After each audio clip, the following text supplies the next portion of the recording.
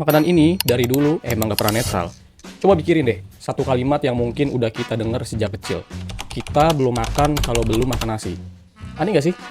Kita bisa aja udah makan gado-gado, telur rebus, atau bahkan rendang.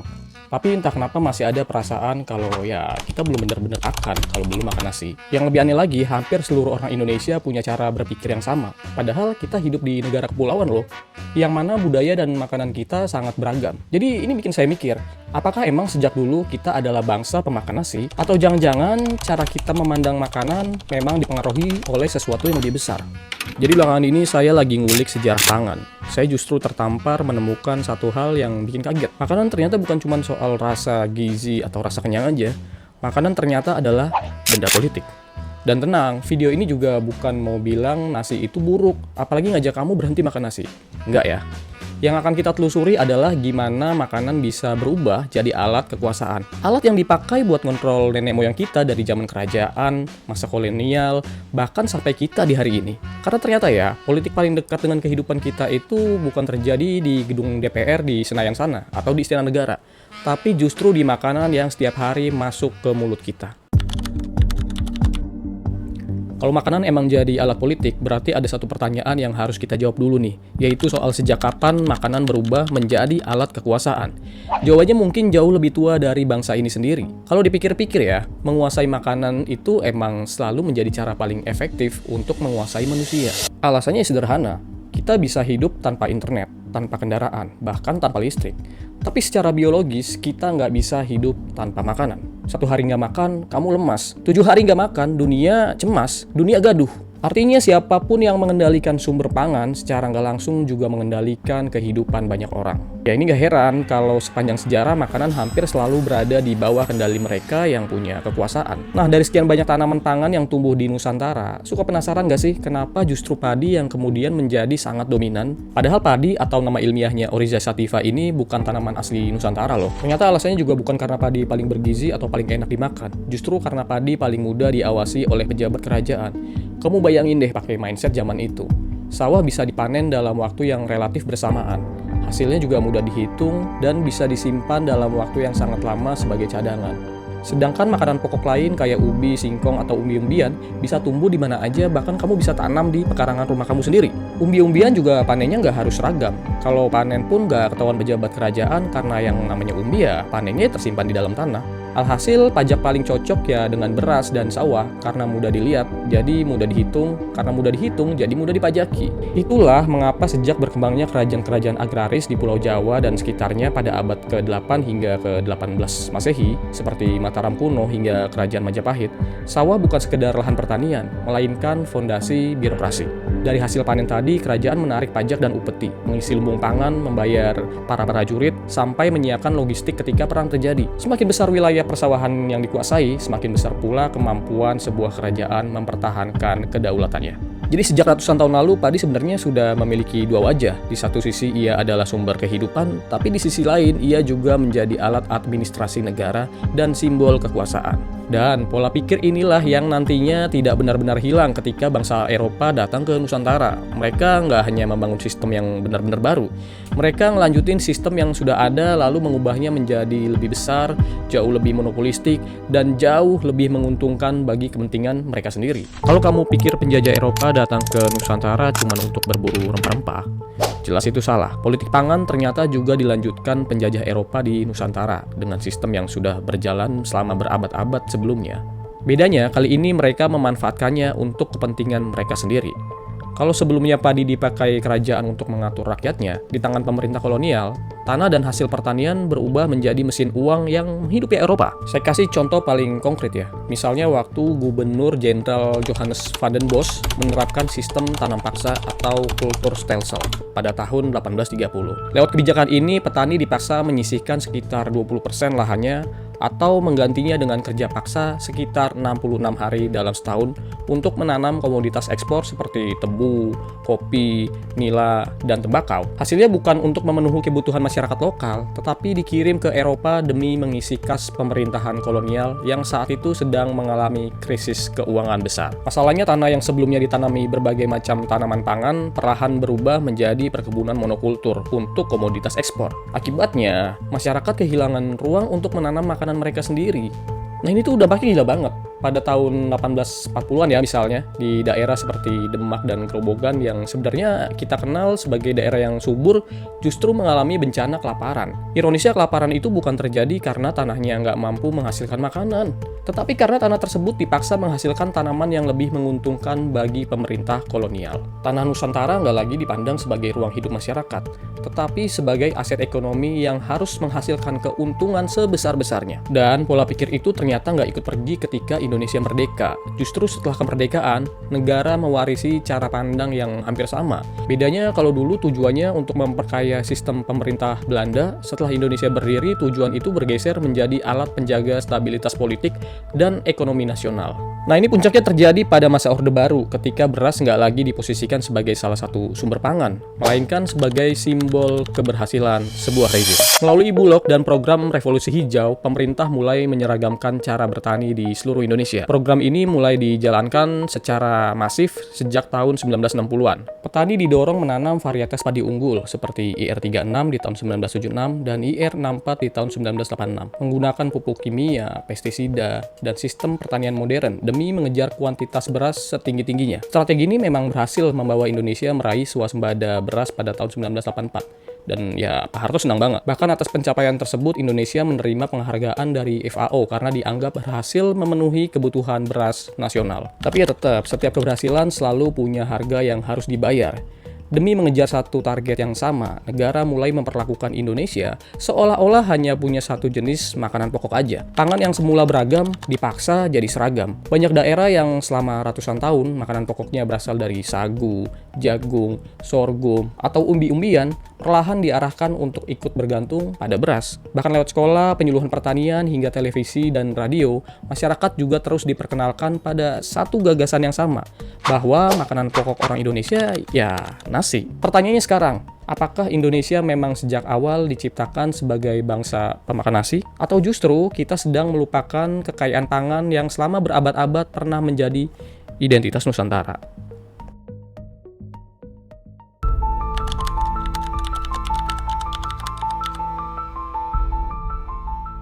Kalau tadi kita lihat gimana Indonesia perlahan diarahkan untuk bergantung pada beras, ternyata fenomena kayak gini nggak cuma terjadi di negara kita loh. Semakin saya mendalami sejarahnya ya, saya justru menemukan pola yang hampir sama di banyak negara berkembang. Ya, mereka sama-sama didorong untuk menanam komoditas tertentu, mengubah pola pertanian, sampai akhirnya ikut bergantung pada sistem pangan global. Jadi pertanyaannya, ini cuma kebetulan, atau memang ada sistem yang bekerja keras di balik ini semua? Ya, kalau di dunia akademik sendiri, pola ini dikenal dengan istilah food regime, atau rezim pangan. Konsep ini tuh pertama kali diperkenalkan oleh dua sosiolog, yaitu Harriet Friedman dan Philip McMichael pada tahun 1989. Sederhananya gini, food regime itu ngejelasin ke kita bahwa sistem pangan dunia bukan terbentuk secara alami. Ia dibentuk oleh hubungan antar negara, pasar, dan kekuatan ekonomi global yang menentukan siapa yang memproduksi pangannya, siapa yang mengonsumsinya, sampai siapa yang menikmati keuntungan paling besar. Ya, kalau ditarik ke belakang, para peneliti umumnya membagi rezim pangan global ke dalam 3 fase besar. Kita mulai satu-satu ya. Fase pertama berlangsung pada tahun 1870 sampai 1930-an. Ini tuh ketika negara-negara kolonial menjadikan wilayah jajahannya sebagai pemasok bahan pangan dan bahan baku untuk Eropa. Nusantara menjadi salah satu contoh yang paling babak belur. Tanah yang subur bukan lagi diprioritaskan untuk memenuhi kebutuhan masyarakat kita sendiri, tetapi justru untuk memenuhi kebutuhan pasar Eropa. Nah, lanjut ke fase 2. Fase kedua muncul pasca Perang Dunia Kedua, sekitar tahun 1950-an sampai 1970-an. Saat itu revolusi hijau diperkenalkan oleh Amerika ke banyak negara berkembang. Pada masa itu tuh ya, dunia tengah berada dalam ketegangan perang dingin antara blok barat dan blok timur. Amerika Serikat itu khawatir banget kalau masyarakat di Asia dan Amerika Latin mengalami kelaparan. Mereka akan lebih mudah tertarik pada ideologi komunisme. Nah, karena itulah peningkatan produksi pangan secara besar-besaran didorong melalui pemanfaatan ilmu pengetahuan dan teknologi modern. Benih unggul, pupuk kimia, pestisida, hingga teknologi pertanian modern dipromosikan sebagai solusi mengatasi kelaparan global. Iya, produksi pangan memang meningkat pesat sih, tapi di saat yang sama petani mulai bergantung pada benih, pupuk, dan teknologi yang sebagian besar dimonopoli oleh industri besar. Lalu yang terakhir kita masuk ke fase 3 nih. yang masih kita rasakan sampai hari ini. Kalau dulu kan negara menjadi aktor utamanya ya. Nah, sekarang perannya bergeser ke korporasi besar, perusahaan benih, pupuk, pestisida, industri makanan olahan, hingga jaringan supermarket internasional ikut menentukan sistem pangan dunia. Akibatnya makanan bukan lagi sekedar hasil kerja petani, tetapi bagian dari rantai bisnis global yang nilainya mencapai ratusan triliun dolar. Makanya kalau hari ini kita melihat beras, gandum, kedelai, atau jagung diperdagangkan lintas negara, itu tuh bukan sekedar aktivitas jual beli biasa ya. Di baliknya ada kepentingan politik, ekonomi, perdagangan internasional, bahkan negosiasi antar negara. Artinya tuh ya, apa yang ada di piring kita hari ini bisa saja dipengaruhi oleh keputusan yang dibuat ribuan kilometer dari tempat kita tinggal. Misalnya aja nih ya, harga mie instan itu jadi tinggi ketika pecah perang Ukraina. Karena ya memang gandumnya berasal dari sana. Gandum sendiri nggak cocok ditanam di Indonesia. Celakanya ketergantungan kita akan olahan gandum sangat tinggi. Lalu pertanyaannya, kalau sistem pangan global memang bekerja kayak gini, siapa sih sebenarnya yang paling untung? Dan siapa yang harus nanggung pil pahitnya? Kalau kita lihat sekilas, sistem pangan global ini memang kelihatan berhasil ya. Produksi pangan meningkat, teknologi pertaniannya juga semakin maju, dan makanan bisa diperdagangkan ke seluruh dunia.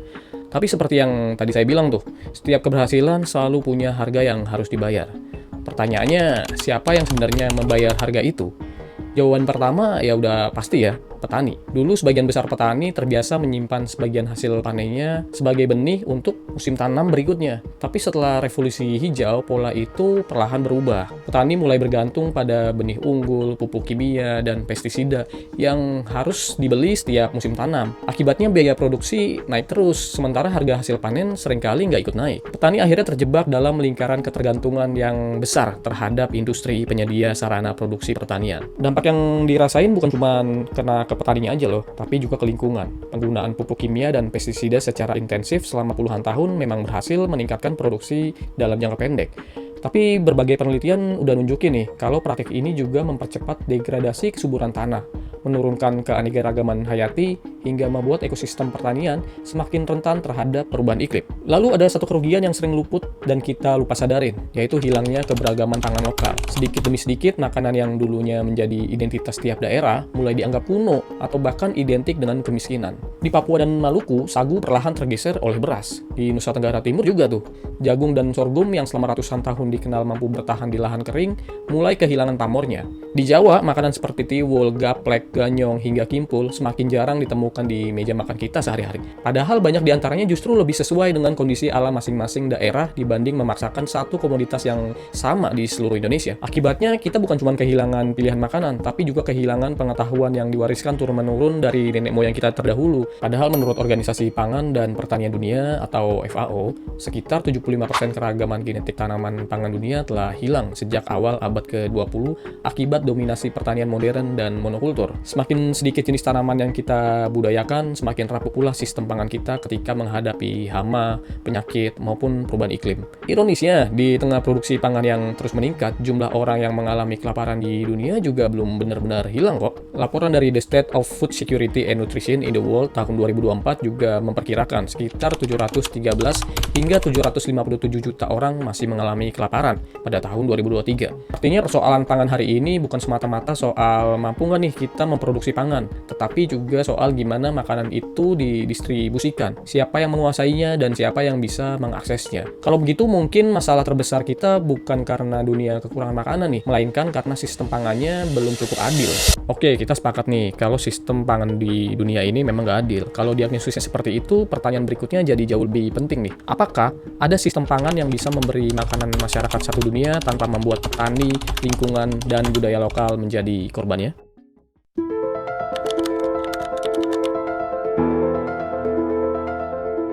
Sistem food regime terbukti belum berhasil mengatasi angka kelaparan dunia. Celakanya, kesuburan tanah terus menurun karena dampak buruk pupuk kimia. Terus, ada nggak sih cara kita ngelola pangan yang jauh lebih adil? Terlebih, populasi dunia saat ini makin meningkat dan krisis iklim makin terasa dampaknya. Ternyata ada. Dan gagasan ini sudah lama muncul loh sebenarnya, lebih dari 3 dekade lalu. Jadi ini ya, pada tahun 1993, berbagai organisasi petani dari berbagai belahan dunia membentuk sebuah gerakan internasional bernama La Via Campesina. Sampai hari ini, jaringan tersebut telah berkembang menjadi lebih dari 180 organisasi di sekitar 80 negara, mewakili 200 juta petani, nelayan, masyarakat adat, dan buruh tani di seluruh dunia. Dari gerakan inilah lahir sebuah konsep yang kita sebut food sovereignty, atau yang dalam bahasa Indonesianya tuh dikenal sebagai kedaulatan pangan. Sekilas istilah ini terdengar mirip dengan food security atau ketahanan pangan ya. Padahal keduanya punya cara pandang yang sangat-sangat berbeda. Ketahanan pangan lebih menekankan bagaimana masyarakat memiliki akses terhadap makanan yang cukup, tanpa terlalu mempersoalkan makanan itu berasal dari mana. Nah, sementara kedaulatan pangan mengajukan pertanyaan yang jauh lebih mendasar nih. Siapa yang memproduksi makanan kita? Siapa yang menguasai benihnya? Siapa yang menentukan harga dan distribusinya? Dan apakah masyarakat masih punya hak menentukan sistem pangannya sendiri? Kalau kita tarik ke Indonesia, konsep ini sebenarnya terasa sangat dekat dengan sejarah kita ya.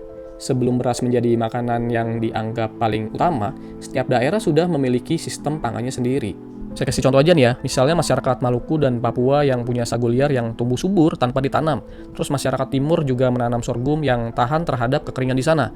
Terus ada lagi tuh di Nusa Tenggara Timur, jagung udah menjadi bagian dari identitas pangan masyarakatnya juga. Sementara di Jawa, masyarakat mengenal tiwul, geplek, ganyong, sampai kimpul jauh sebelum beras mendominasi meja-meja makan kita.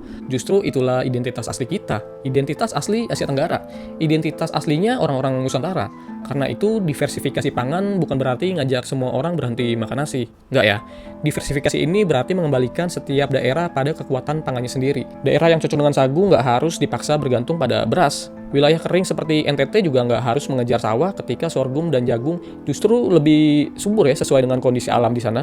Dan begitu sistem pangan menjadi lebih tangguh menghadapi perubahan iklim, gagal panen, maupun gejolak harga pangan dunia. Celakanya, kebijakan Prabowo malah mencetak sawah dengan deforestasi 2,7 juta lahan di Papua Selatan, hutan pristine terakhir di negara ini. Tentu saja membangun kedaulatan pangan kayak gini nggak semudah mengembalikan telapak tangan ya. Selama puluhan tahun kita dibentuk untuk percaya bahwa makanan pokok orang Indonesia ya nasi. Industri pangan, rantai distribusi, bahkan kebijakan pemerintah pun berkembang mengikuti pola pikir tersebut. Jadi yang paling sulit sebenarnya bukan mengganti jenis makanannya nih, melainkan mengubah cara kita memandang pangan itu sendiri. Pangan itu apa sih? Kebutuhan biologis atau kebutuhan politik segelintir pihak? Sayangnya perdebatan tentang gimana negara seharusnya mengelola pangan ternyata belum selesai nih.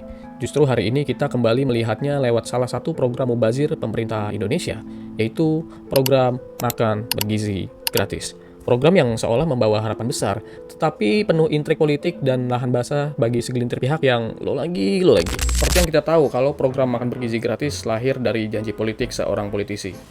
Nggak ada yang menolak kalau anak-anak Indonesia mendapatkan makanan bergizi. Tapi seperti yang udah kita pelajari sepanjang video ini, kebijakan pangan yang baik bukan cuma soal niat, melainkan juga gimana sistemnya dibangun dan dievaluasi. Menurut data yang kami kumpulkan dari riset ini, masih banyak sejumlah temuan yang mengejutkan. Misalnya nih ya, sebanyak 48% responden menilai rantai pasok MBG belum transparan dan belum melibatkan pelaku pangan lokal secara optimal. Bahkan diperkirakan tuh, ada 747 jenis pangan lokal yang semakin terpinggirkan akibat penyeragaman menu. Di sisi lain, hingga Mei 2025 tercatat sudah 15.417 kasus keracunan yang berkaitan dengan pelaksanaan program MBG. Artinya, tantangan program MBG ini bukan lagi sekedar menyediakan makanan, tetapi memastikan makanan tersebut aman nggak, dikelola dengan transparan nggak, dan sekaligus tidak semakin melemahkan keberagaman pangan yang justru menjadi kekuatan bangsa ini. Toh, sebelum MBG ada, Indonesia masih menjadi salah satu penyumbang food waste terbesar di dunia, bahkan menempati peringkat kedua setelah Arab Saudi. Masyarakat Indonesia menghasilkan sekitar 115 sampai 184 kg sisa pangan per orang setiap tahun. Dalam banyak laporan, ada banyak faktor yang menyebabkan banyaknya makanan terbuang dalam program MBG yang tentunya akan menambah secara signifikan tuh angka food waste dari Indonesia itu sendiri. Sekarang bola politiknya makin liar nih. Evaluasi seperti ini juga datang dari dalam pemerintahan itu sendiri. Ketua Dewan Ekonomi Nasional Luhut Binsar Panjaitan yang juga sahabat karib presiden mengatakan pemerintah terus mengevaluasi MBG dan mempertanyakan kenapa program sebesar ini harus dijalankan sekaligus. Menurut Pak Luhut, akan lebih baik jika program ini dilakukan secara bertahap agar berbagai persoalan bisa diidentifikasi dan diperbaiki lebih dulu. Pangan adalah kunci. Makanan bukan hanya kebutuhan biologis untuk bertahan hidup. Dalam praktik kekuasaan, makanan juga merupakan alat politik. Dari awal video ini kita udah ngelihat gimana politik pangan bekerja, mulai dari era kerajaan, datangnya kolonialisme Eropa ke Nusantara, rezim pangan dunia yang membentuk sistem pangan global, hingga bagaimana program makan bergizi gratis dengan segudang masalahnya. Karena pada akhirnya siapa yang menguasai pangan akan lebih mudah mengendalikan masyarakat dan mempertahankan kekuasaannya. Itulah mengapa makanan nggak pernah benar-benar netral. Dia berpolitik. Video ini emang berat banget ya bahasanya, tapi akan berguna sebagai sarana pendidikan politik. Share video ini ke keluarga, teman dekat, gebetan, dan para kolot pemuja politisi. Subscribe saya biar makin rajin buat konten se-effort ini.